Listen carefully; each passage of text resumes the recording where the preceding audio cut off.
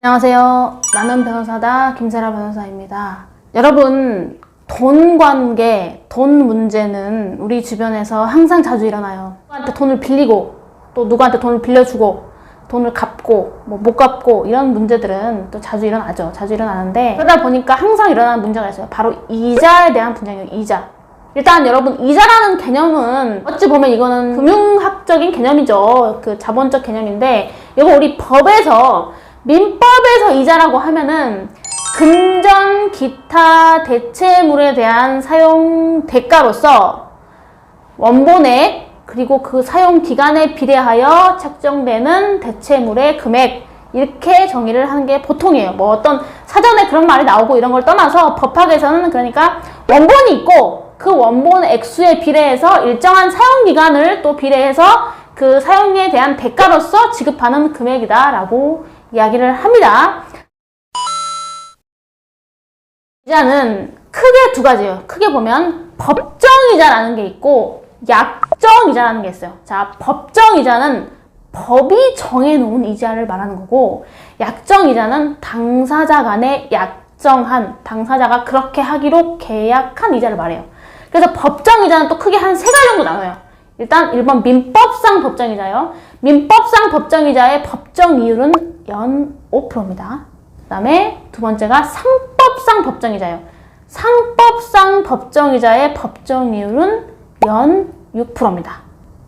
그 다음에 마지막으로 하나가 또 중요한 게 소송 촉진 등에 관한 특례법이라는 법이 있어요. 소송 촉진 등에 관한 특례법상 법정이자는 연 12%입니다. 그래서 이 세 가지가 중요해요.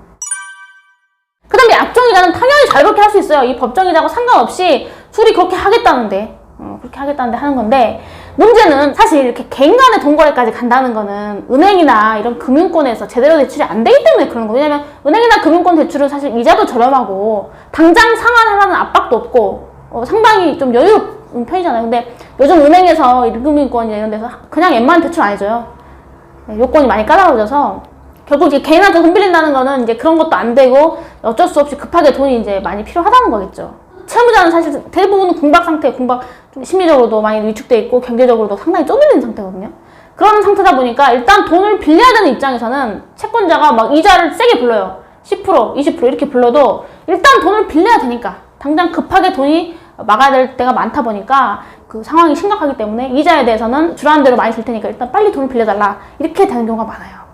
그래서 약정이자의 경우에 당사자 간의 약정을 너무나 자유롭게 인정을 해버리면 채무자가 나중에 감당할 수 없는 상태에 빠지게 되는 거죠. 그래서 우리 법에 옛날에 이자 제한법이라는 법이 있었는데, 그 이자 제한법이라는 법에 대해서 비판이 많았어요. 옛날 기준 얘기예요. 옛날 기준에서 비판이 많아. 또 그 법이 없어져서 또 한동안 이 부분이 난리가 나다가 2007년 6월 30일부로 또 이제 이자 제한법이 새롭게 정비되는 이자 제한법이 시행이 되고 있어요. 그래서 2007년 이후에는 지금 현재까지도 이자 제한법이 규정을 하고 있어요. 그래서 이자 제한법은 당사자 간의 금전 대차 관계에 따른 그 이자의 이율 약정에 있어서 제한을 법으로 정해놓은 거예요. 그래서 약정 이율이라고 하더라도 당사자 약속이라도 이자 제한법상의 이율의 한계를 넘어서지는 못합니다. 그래서 현재 기준으로 이자 제한법상 제한은 연 24%예요. 그래서 연 24%를 넘어서는 약정을 해도 그 추가 부분의 약정은 무효입니다.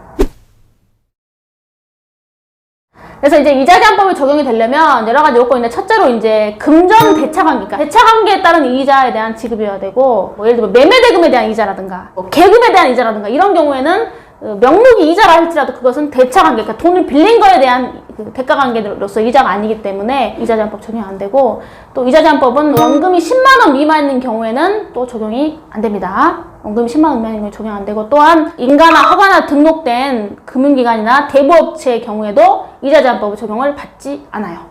대신 뭐 다른 법이 있습니다. 대부업자에 관한 또 다른 법이 있는데, 어쨌든 인가 허가 등록된 금융기관이나 대부업자가 아닌 경우에만 이자 제한법에 적용을 받습니다.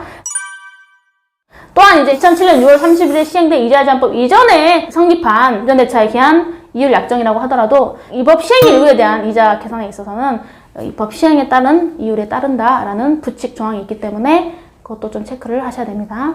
그래서 이 이자 제한법상 최고 이율이 자주 바뀌어요. 지금 기준 연 24%라는 거, 이게 좀 자주 바뀌는 거기 때문에 잘 체크를 하셔야 돼요. 이자 제한법을 초과하는 이자를 납부를 했어요. 뭐 법을 모르고. 만약에 연 50% 약정을 했는데 연 50%를 그냥 납부를 했어요. 그럼 나중에 이 채무자가 알게 된 거야. 이게 법의 위반이라는 사실을 알게 돼서 나중에 채권자를 찾아가서 법 위반된 부분에 대해서 다시 돌려달라 라고 청구할 수 있느냐, 요거에 대한 이제 논점인데, 우리 이제 이자 제한법은 법정 이자 제한법상 최고 이율을 초과한 부분은 무효다. 그래서 그 무효 부분에 대해서는 일단 원본에 충당되고, 원본을 갚은 걸로 충당이 되고, 그러고도 남은 돈이 있으면 반환 청구를 할 수 있다는 게 현재 이자 제한법 태도입니다. 그래서 이제 이자 제한법으로 지금 규율이 되고, 또 이자 제한법상 법정 제한 이자를 초과해서 이자를 받은 경우에 채권자에 대한 형사처벌 규정도 있어요.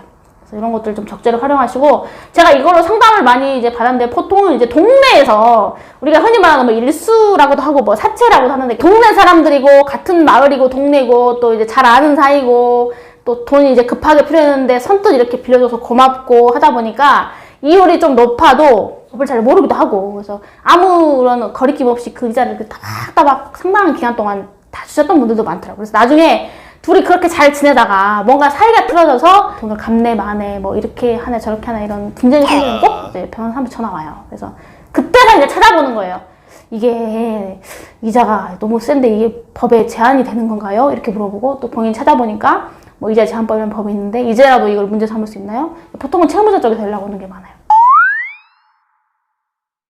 가끔 보면 이제 이자라는 용어를 안 쓰고 뭐 할인금, 채당금, 뭐 선불금 뭐 이렇게 용어를 하는 경우도 있는데, 그런 용어는 중요하지 않아요. 실질이 아까 제가 말씀드린 이자, 금전기차 대체물에 대한 사용 대가로서 원본액과 그 사용 기간에 비례하여 지급되는 금액이다 라는 그 본질적 개념에 맞으면 이자 제한법이 적용된다는 거예요. 그래서 법정 이자가 아니라 당사자 간의 약정으로 이율을 정할 때도 법이 정한 제한이 있고, 그걸 위반하면 그 부분은 무효이기 때문에 반환 청구가 가능할 수 있으며, 그러한 법 위반의 이유를 약정해서 법 위반의 이유를 실제로 적용한 이자를 받아간 채권자는 형사처벌까지도 가능하다. 이렇게까지 정리를 하시면 되겠어요. 이것도 제가 유튜브 시작하면서 이거 꼭 해야겠다라고 따로 이렇게 메모해놨던 주제예요. 그만큼 사례가 많이 있습니다. 아마 이 영상을 찾아서 보시는 분들도 관련된 분쟁이 분명히 본인한테 있을 거라는 생각을 확신합니다. 네, 많이 도움이 되셨으면 좋겠네요. 구독과 좋아요 꼭 눌러주세요. 감사합니다.